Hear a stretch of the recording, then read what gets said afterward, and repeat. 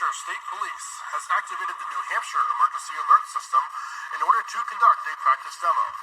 This concludes this test of the New Hampshire Emergency Alert System.